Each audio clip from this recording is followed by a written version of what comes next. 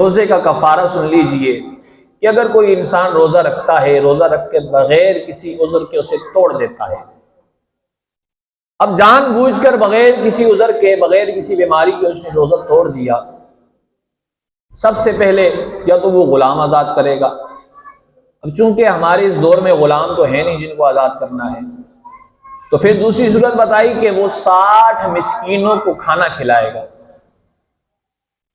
60 مسکینوں کو کھانا کھلانے کا مطلب یہ ہے کہ 60 بندوں کو یا تو کھانا کھلا دے، یا تو صدقہ فطر کے اعتبار سے جو تقریباً ابھی 320 روپے بنتا ہے وہ 60 بندوں میں تقسیم کر دے۔ اور اسی طرح اگر وہ یہ بھی نہیں کر سکتا، فرمایا وہ پھر 3 دن کے روزے رکھ لے، بلکہ وہ 60 دن کے روزے رکھ لے، اور وہ روزے بھی مسلسل رکھنے ہیں، ان روزوں کے درمیان گیپ بھی نہیں آنا چاہیے۔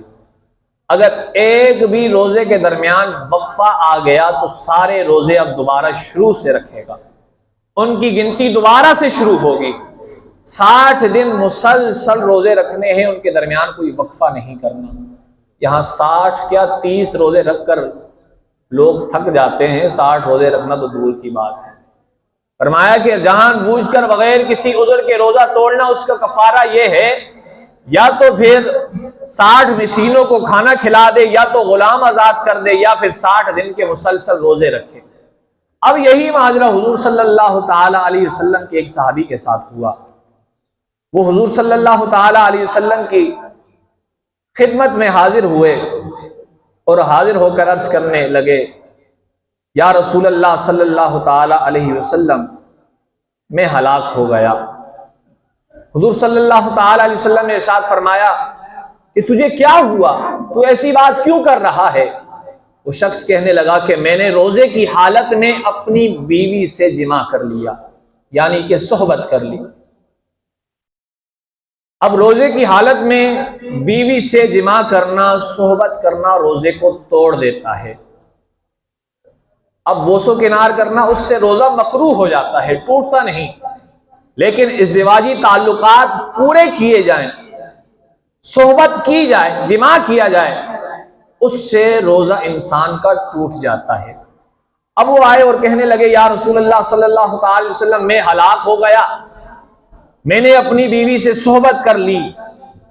تو رسول اللہ صلی اللہ تعالی علیہ وسلم نے ارشاد فرمایا، کیا تیرے پاس غلام ہے؟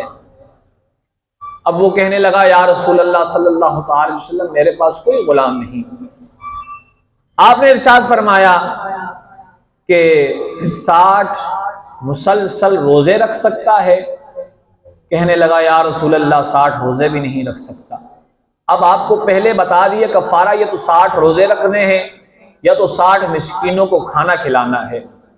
اب کہنے لگا کہ میرے پاس غلام بھی نہیں جس کو میں آزاد کروں، اور میرے پاس اتنی طاقت بھی نہیں کہ میں 60 روزے مسلسل رکھوں۔ تو پھر رسول اللہ صلی اللہ تعالی علیہ وسلم نے ارشاد فرمایا، اگر تو غلام بھی نہیں آزاد کر سکتا، اگر تو روزے بھی نہیں رکھ سکتا، تو پھر 60 مسکینوں کو کھانا ہی کھلا دے۔ اب وہ کہنے لگا، یا رسول اللہ صلی اللہ تعالی علیہ وسلم، کھانا کھلانے کی بھی طاقت مجھ میں نہیں ہے۔ اب یہ فرض ہوا اللہ تعالی کی جانب سے، یہ کفارہ فرض کرنے والی ذات وہ رب ذوالجلال کی ہے کہ روزہ توڑنے کی صورت میں 60 مسکینوں کو کھانا کھلانا ہے، یا 60 روزے رکھنے ہیں، یا غلام آزاد کرنا ہے۔ اب یہ تینوں باتیں حضور صلی اللہ تعالی علیہ وسلم نے ذکر فرما دی اپنے صحابی سے۔ انہوں نے عرض کیا، یا رسول اللہ صلی اللہ تعالی علیہ وسلم، نہ روزے رکھ سکتا ہوں، نہ غلام آزاد کر سکتا ہوں، اور نہ ہی میں 60 مسکینوں کو کھانا کھلا سکتا ہوں۔ اب حضور صلی اللہ تعالی علیہ وسلم نے ارشاد فرمایا کہ یہیں بیٹھ جا۔ اب وہ صحابی رسول بیٹھے، اتنے میں ایک شخص کھجوروں کا ٹوکرا لے کر آیا۔ اب وہ کھجوروں کا ٹوکرا رسول اللہ صلی اللہ تعالی علیہ وسلم کی بارگاہ میں حاضر ہوا۔ حضور صلی اللہ تعالی علیہ وسلم نے فرمایا کہ وہ سوال کرنے والا کہاں ہے؟ کھڑا ہوا عرض کیا، یا رسول اللہ میں حاضر ہوں، میں یہاں موجود ہوں۔ آپ نے فرمایا کہ یہ کھجوروں کا ٹوکرا لو اور جا کر اس کو مدینہ کے لوگوں کے اندر بانٹ دو، یعنی کہ جو غریب مستحق لوگ ہیں ان کے درمیان ان کھجوروں کو بانٹ دو۔ اب جب اس نے کھجوروں کا وہ ٹوکرا دیکھا دیکھنے کے بعد کہنے لگا یا رسول اللہ صلی اللہ تعالی علیہ وسلم، اس مدینہ کی دھرتی پر مجھ سے بڑا کوئی محتاج ہے ہی نہیں، سب سے زیادہ غریب میں ہی ہوں، اس مدینہ کی گلیوں میں مجھ سے زیادہ محتاج غریب اور کوئی نہیں ہے۔ اب جو توجہ کی بات ہے، توجہ ہوگی تو آپ کو بات سمجھ آئے گی۔ روزے کا کفارہ فرض کرنے والی ذات وہ رب ذوالجلال کی ہے۔ اب رسول اللہ صلی اللہ تعالی علیہ وسلم نے جب اس کی اس بات کو سنا تو سن کر فضحک النبی صلی اللہ تعالی علیہ وسلم حتی بدت انیابہ ثم قال اطعمہ اہلک۔ اب رسول اللہ صلی اللہ تعالی علیہ وسلم مسکرانے لگے، فرمایا کہ اس کو روزے کے کفارے کا کہا، کہنے لگا کہ میرے پاس اتنی طاقت نہیں کہ میں 60 مسکینوں کو کھانا کھلاؤں، میرے پاس اتنی طاقت نہیں کہ میں 60 دن کے مسلسل روزے رکھوں، میرے پاس اتنی طاقت نہیں کہ میں کوئی غلام آزاد کر سکوں۔ اب حضور مسکرانے لگے۔ اب کھجوروں کا اگر ٹوکرا دیا ہے، وہ بھی کہنے لگا کہ مجھ سے بڑا اس مدینہ میں کوئی غریب ہی نہیں ہے۔ اب حضور جب مسکرائے نا تو حضور کے دانت اتنے چمکے کہ مدینہ مسجد نبوی کی در و دیوار چمکنے لگے، اور وہ ساری